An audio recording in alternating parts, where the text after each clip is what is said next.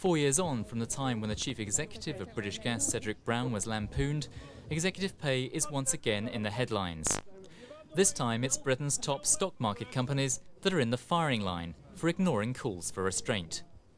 In a lecture only last week, the Chancellor Gordon Brown said that unacceptably high wage rises will not lead to higher inflation, but higher interest rates. And it's in no one's interest if today's pay rise threatens to become tomorrow's mortgage rise, the Chancellor said. We're looking at the screen for Capital Radio. Paul Hodgson works for Incomes Data Services, the research organisation which compiles statistics on pay.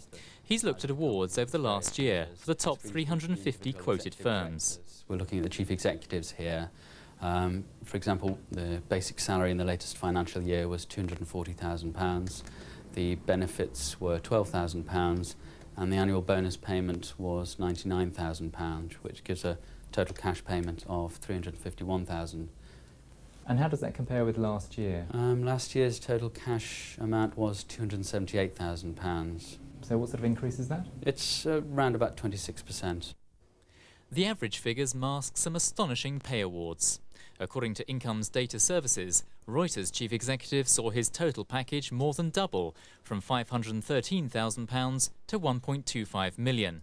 But Reuters dispute this, saying that his package only rose to £791,000, a meagre 54% rise. IDS says the boss at Glaxo Wellcome saw his pay jump from £1.7 million to £3.6 million. The firm said they paid the going rate. While the prudent bankers at NatWest are said to have awarded their chief executive a rise from £450,000 to £832,000. Markets are all about just putting men into jobs or women into jobs at the going rate. They are not moral, they're not immoral, they're amoral, and they don't have any sense of justification or morality in that particular sense of the word. But of course, if you are a chief executive of a large company with multi-skilled, huge talents, or if similarly if you're an international footballer, it is acknowledged that you have very, very big power in the markets and you can command high remuneration. And do you think that international demand for top quality directors really exists, or do you think it's just a convenient argument? We certainly see that there is an international demand for top directors. We hear an awful lot about the market for executive talent, and while there are countries that do pay their executives a lot more than in Britain, for example America, we haven't really seen a great deal of movement from Britain to America in terms of executive talent, although we have seen some American chief executives and other executive directors being employed over here. But you would expect to see a two-way movement if there was a true market in operation. And IDS research shows that some company bosses have received big pay awards even when profits have not risen to the same extent. Capital Radio's profits rose by 6% last year, whilst their chief executive's pay rose by 40%. And at the Independent Insurance Group, profits rose by a modest 10%, while the chief executive received a healthy 50% increase. Top pay in the boardroom is having a knock-on effect in the workplace. The Electricians' Union has just negotiated a 15% rise for some of their members. A lot of these big pay increases at boardroom level aren't linked to performance, and they're not linked to productivity.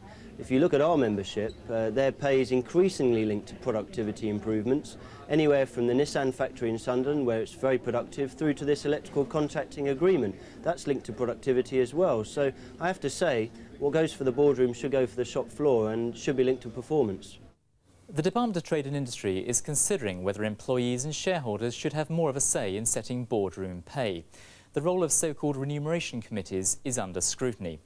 But in reality, there's little scope for government intervention beyond calls for voluntary restraint. And that's shown little sign of working in the past. Well, we asked the Department of Trade and Industry to comment on executive pay, but they declined to put up a spokesman. They did, however, issue a statement saying they were currently consulting on the whole issue of directors' pay, and they decide on what action to take when that process is complete. They said, quote, "The level of directors' pay should be determined by companies' shareholders. The government wants to provide shareholders with the opportunity to more effectively link directors' pay with performance." And presumably to teach them not to split infinitives.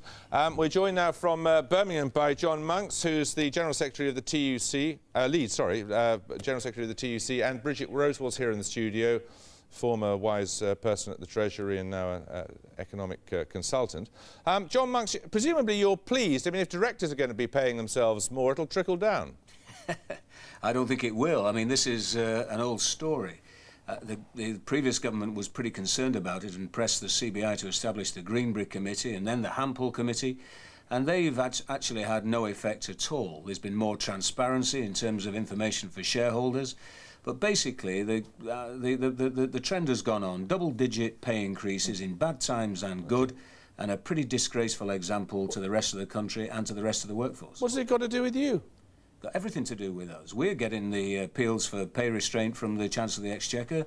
We know that the relationship between pay, inflation, interest rates and so on. And we also have got the feeling that, as was said by the AWU representative on the programme, that if one group at the top are getting totally disproportionate amounts, that's not good for the company, and other people should share in the benefits and the success. Bridget Rosewell, that is the real problem. It is there's no way that you can spin this in public relation terms to make it look anything other than people getting their snouts in the trough, a privilege which will be denied to most of their employees. I think that's very much the problem, isn't it? That's always how it's presented. You know, people on low pay get low pay increases, and people who are rich somehow manage to evade all sorts of controls and get big pay increases. A pretty fair summary of the situation, I'd say. Well, it's certainly a fair summary of the way the statistics or this particular survey is being presented. But there's actually a huge amount of other things going on underneath that. It's not all directors are always getting much faster pay increases than anybody else. We didn't say that. Nor is it the case, in fact, that all directors' pay increases are not related to some kind of productivity or are not related to the fact that you need to keep them, you need to encourage them, and you need to get some productivity out of them. If they have successful companies, then there will be employment and more jobs in those companies. There's a link there too. John Monks, how do you address this question of international competitiveness? I mean, Britain is by no means the highest paid. The Brazilians pay their directors more, Hong Kong pays more, the United States pays more. In a world economy, how do you keep people? You know, there's not a world labour market for many of these companies. For some there is, in certain sectors I accept. But for others, it's very much a national labour market. And you know, the heart of the problem, I believe, is in these remuneration committees. Committees which sit around saying our executives have got to be in the upper quartile of what all executives are getting. And so there's a comparability exercise goes on which keeps putting the upper quartile up and keeps being a point of reference that others have to try and emulate. So I don't think it's the international competition that's the main driver. You can see one or two high-paid Americans who've come over, but the main thing is what's happening domestically, and it's comparability. It's a good old trade union principle.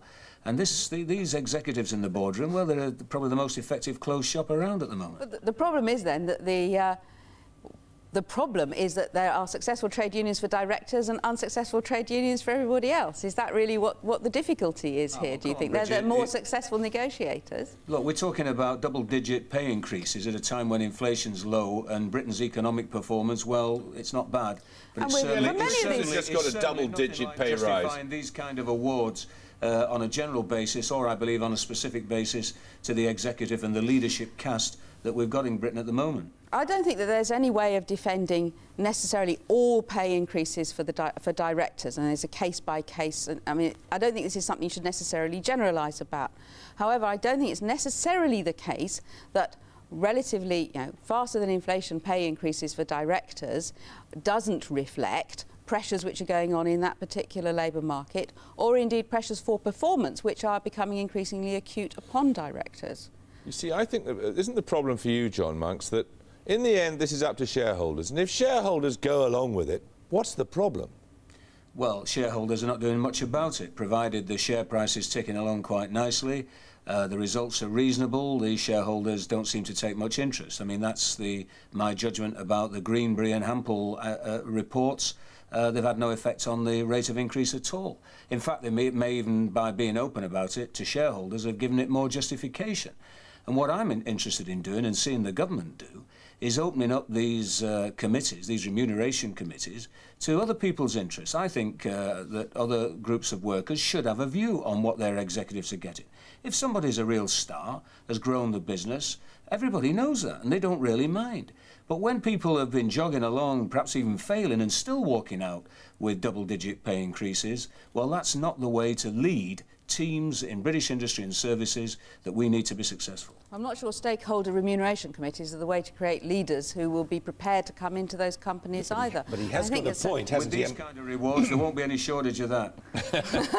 He has got a point, though. I mean, these are unsuccessful as well as successful Absolutely. people. No, that's right. I'm saying, yes, and I was saying that on a grotesque case-by-case basis, you can't defend fast increases of pay for people who actually aren't doing very well. And it is up to shareholders, and shareholders are perfectly able to do that. I mean, who are the shareholders? They're huge. What's the big pension ideological funds. objection, though, to workers or customers being on these remuneration committees? I think that what you would get is effectively politics entering into Oh that on an dear, oh individual dear. basis. What Well, do you is that mean? the way? Is that the way to You run mean a there are remuneration no committee? politics taking place on these remuneration committees now?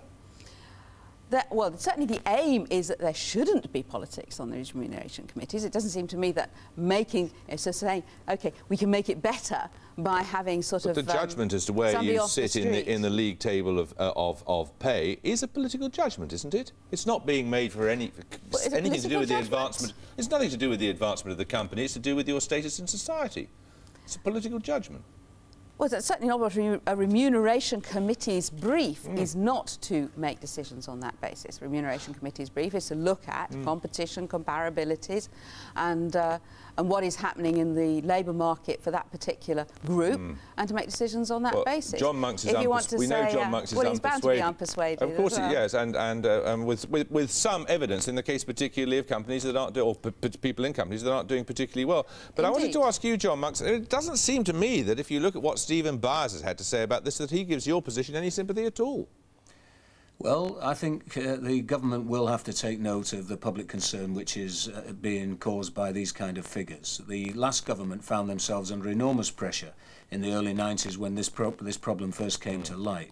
This is the problem of people scratching each other's back. And by the way, the fund managers who manage the big blocks of shares are in on the same closed shop as far as I'm concerned. They've got a vested interest in seeing executive pay go up, and they don't shout and scream when they see things going on in particular companies. I think the challenge to the government in their review of company law is, are they prepared to open it up to other stakeholders, or are they going to leave it to the shareholders? If they just leave it to the shareholders, nothing will happen, and they'll be embarrassed time and time again by this kind of story. All right, thank you both very much. Thanks.